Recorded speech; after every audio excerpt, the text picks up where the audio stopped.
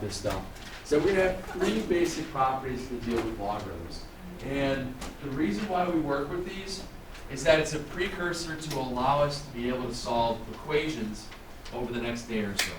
I don't know if we're gonna actually get to the equations tomorrow, but we might start it. I might, since it's a Wednesday and we are short a few minutes here, I might hold back a little bit and just stretch it out, because we've got time to get through these last three sections over the course of the next week or so. So, if I'm looking at properties of logarithms, I'm going to be using these things to simplify some statements. I'm going to use these things to what we call expand and condense logarithmic statements. There are three of them. They look like this. I already have them up on the whiteboard. And what I'm going to do here is kind of walk through each one of them individually, so you kind of get the idea of what is actually happening.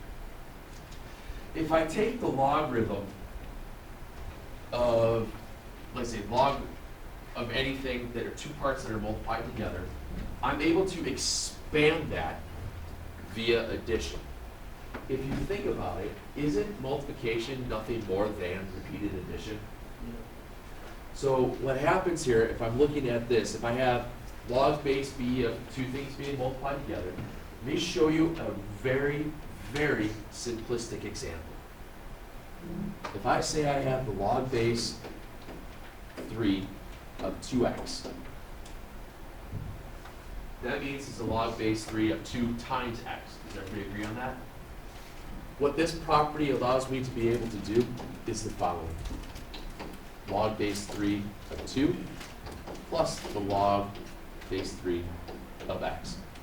That's what this property allows me to do. Again, the reason that we are able to do these things is that over the course of the next day or so, as we start to simplify logarithms a little bit more, these properties come into play, especially when we work with solving the equations.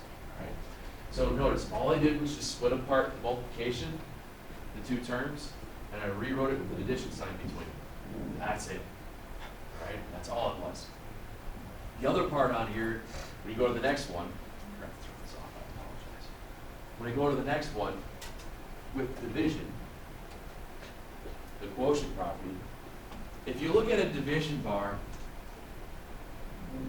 if you take a division bar and you just kind of move it out into space, doesn't that look like a subtraction symbol? Yeah.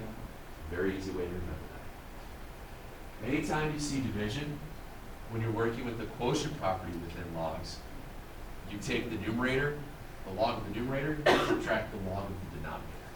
And you maintain the same basis throughout. Again, as we get into these things, after we write a couple of these out, I will show you how this numerically works, and it's extremely straightforward. Okay? Example of this, I take the log base 2 of 5 over x. That's going to wind up being nothing more than the log base 2 of 5 minus the log base 2 of x. All I'm doing is just split them apart.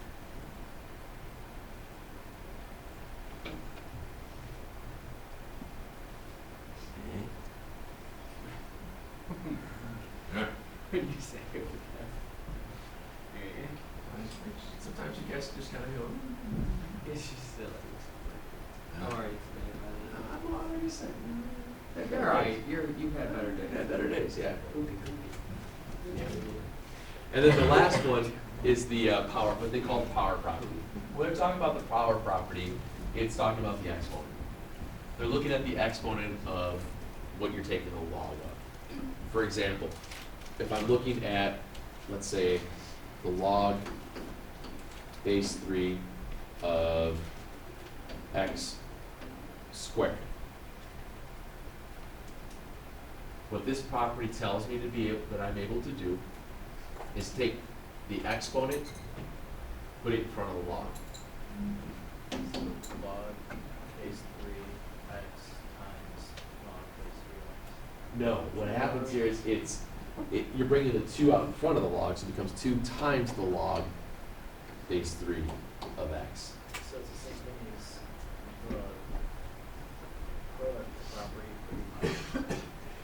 similar, but remember here, when you're talking about the product property, it's repeated addition. The power one, you're automatically multiplying whatever the log is on. Okay, it's very similar. It works in that manner if you're talking, if you do expand it out numerically, and sometimes when you have variables and you want to spread it out a little bit. And you'll see how this is going to work when we get to equations. I just want to get you guys started with these things. Yeah?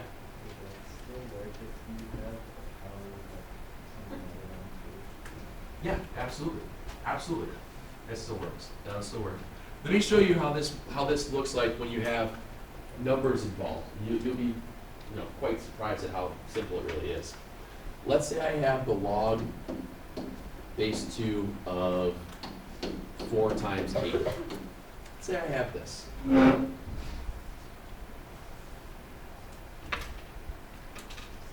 Using the properties of logs, that tells me that I can split apart that multiplication and take the log of each of them. I get the log base 2 of 4 plus the log base 2 of 8. Do you agree? Now look at these two. Can I rewrite a 4 to have a base of 2?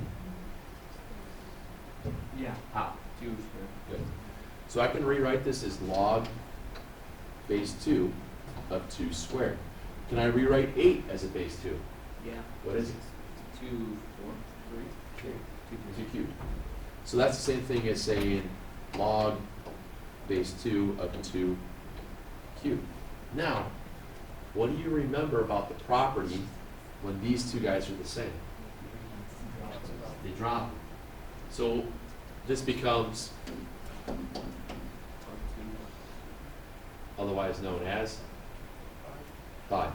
Oregon, you just look like you saw it How ghost. can you if it's an exponent, how can it possibly just be a regular number? Logarithms are exponents.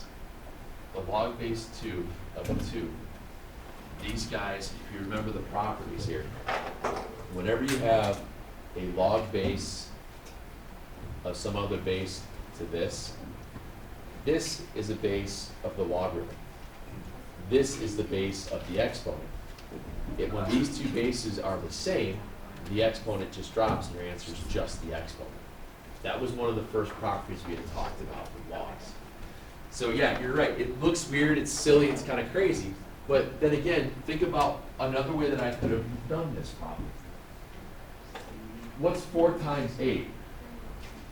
So this is also the same thing as saying log base 2 of 32. Can you rewrite 32 to have a base 2? It's 2 to what power? 2 to the 5th power, isn't it? So that's the same thing as saying log base 2 of 2 to the 5th, which also drops down to become 5. Why don't we just do that instead of Because sometimes there's going to be a variable thrown in here. Okay? And that's one of the reasons people ask that a lot. Why are we just going right and using the other ones? It's a matter of how can you make these things work for you. Okay? Hence why we're building log forts today. See how we're going with one log and we're writing out multiple logs? We're getting more logs. We're building log forts. Don't hate me. Good burning fuel. We're going to do some sludge. Yeah, I was expecting No, I wasn't bringing any Tinker toys with or Lincoln logs. Try these two. Try those two numerically real quick. Try those two. Take a second. The one on the left, did you guys get log base 3 of 3 plus log base 3 of 3 squared? Did you get 1 plus 2 and get 3? So the power rule makes the. Did you guys get 3? Mm-hmm. Yes. All right. On the other one, if you're using the properties from today, you get 5 of log base 2 of 2 squared. All I did is just rewrote the 4 as 2 squared right off the bat. So the log base 2 of 2 basically cancels itself out. You wind up with 5 times 2, otherwise known as? 10. A tin can. Yes. But again, remember, there's reasons why we're using these things without variables right now, okay? Now, if I'm working even weirder, and I'm dealing with the fraction ones, again, if I'm looking at the fractions, when you're going from a regular base to a fraction, what was the exponent that had to have been used? Negative, very good. Good. Now, if you look at this using the properties from today, if I'm looking at the log base 3 of 1/3, that means it's the log base 3 of 1 minus the log base 3 of 3. What's the log base b of 1 always going to be? 0. That's one of our properties. So log base 3 of 1 is always going to be 0.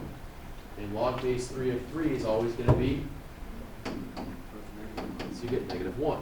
Now again, we did this problem earlier by rewriting it via the exponents. In order to turn a 1/3 into having a base of 3, what exponent did it have to be raised to? The -1. So you have worked, what you're doing here is you're kind of working back and forth with some of the exponent rules that we've worked with at the beginning into the power rules that we're working with now. The product rules and some of the multiplication rules and division ones, they all kind of gel together. All right? Again, we're working towards the ultimate goal of being able to solve equations through. So let's throw some variables at this.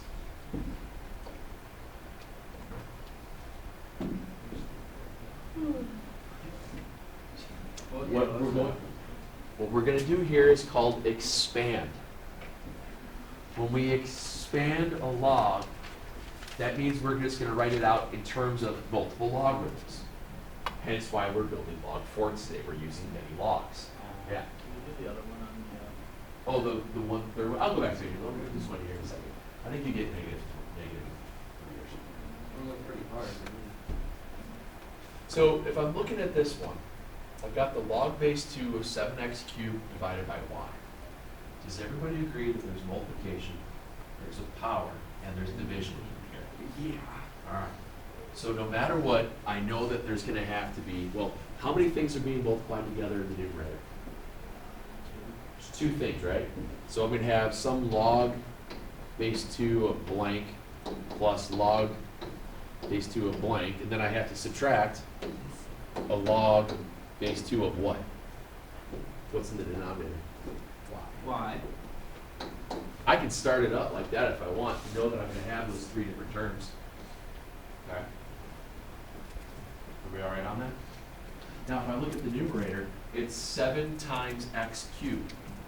So the 2 separate terms there would be log base 2 of 7 plus log base 2 of x cubed. Can you take that a step further?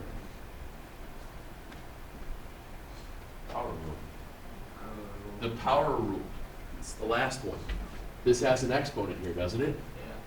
What we do then is we just rewrite it. It's log base 2 of 7 plus 3 log base 2 of x minus log base 2 of y.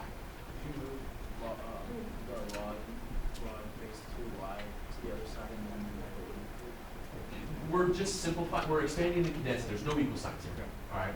Eventually, when we have equal stuff, there will be things that we can do like that, but for right now, think about when you guys first worked with monomials, we would just multiply them out and simplify, using the power rules and things like that. That's kind of all we're doing. There's no equals, we're just simplifying as best we can. And I'm done. Nothing else I can do here, okay? if you move the log base 2 to the other side, then couldn't you divide by log base 2 and then just 7x? You're 36 hours ahead of us right now. Oh, that's Friday. Slow down in the DeLorean. Is that log rolling? My log You might be log rolling right Wait, now. 36 hours? That's We'll be bad. sleeping in 36. All right, you're 48 hours ahead of us. Slow down in that DeLorean of yours. That's a Back in the Future reference. Sometimes I get the glazed look. Yeah. All right. Expand those 2, please. You weren't here yet. You don't have to. That's fine, you don't have to. I'm just gonna write this out real quick. Sorry for No, I'm, being clear. no, it's okay. No, seriously, in Hunter, you know, if you say just log X, I know it's based on. Alright, so let's do this. Ready? Ready? Log x plus 2 log y. Logging. Load. Is that right? You're with like. Okay. Let's Oh, go the zoology? let's go the other direction. Can you stop asking what the hell's wrong? I'm Mr. Murphy. I don't want Jack talking. Jack, do I have to move your seat? I'm asking him for notes. Jack's being a beggar over here. He lost his photocopy my notes. What's wrong with that? It's America. Anyway, going the other direction, we're condensing logs. In this case here, I have 3 logs that I'm going to put into 1. Rude. Oh. So what we're doing here, we're going to rewrite this as a single logarithm. And what's nice is that as we start this one out, notice how it's all numerical. There's no variables, so there's nothing thrown in here. So what we're going to do is we're going to rewrite this out as a single logarithm and then see if we can simplify it.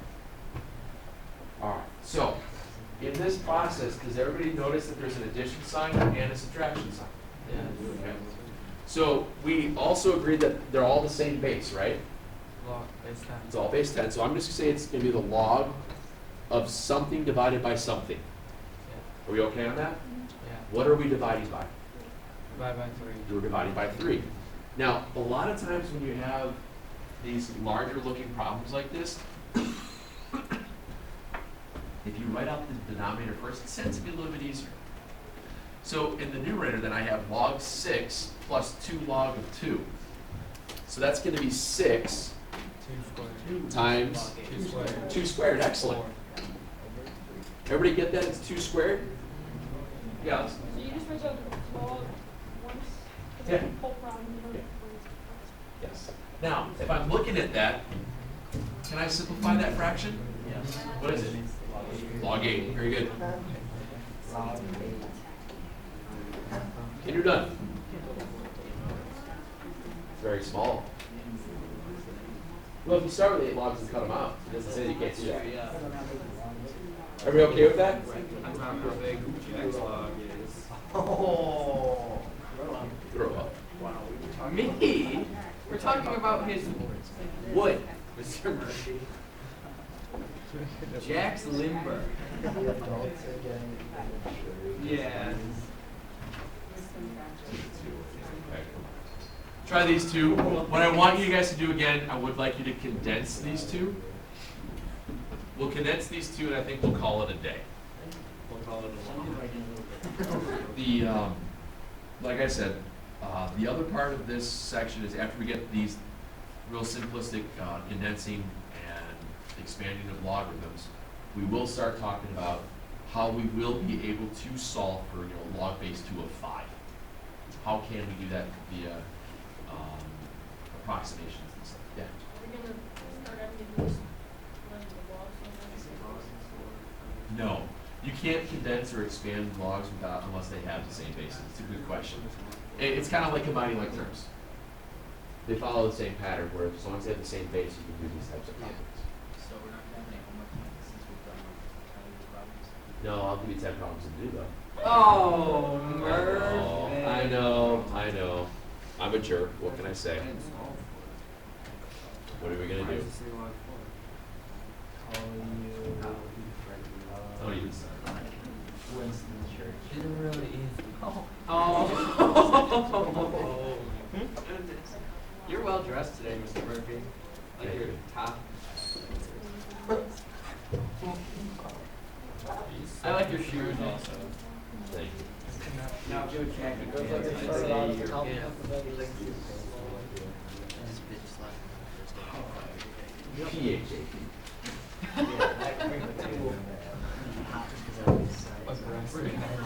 Jack said pretty hot and tempting.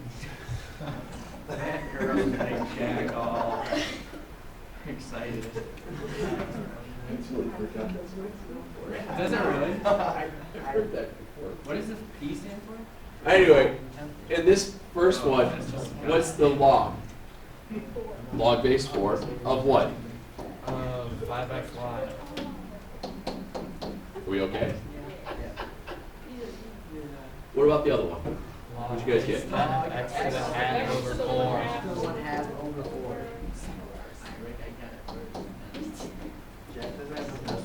In this problem here, could you have written it as the square root of x over 4? Yeah. That's okay. To be honest with you, I don't remember what the book does. If you wrote it as the square root of x, if you have a fractional exponent, if you ever want to write it as an nth root, it's fine. Okay? Not so bad for today? Not even at all. Let me give you a couple of these to try out. And I forgot to put it on here.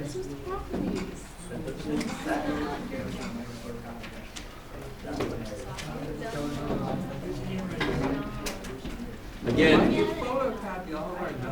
trust me on these properties, guys. You gotta know them.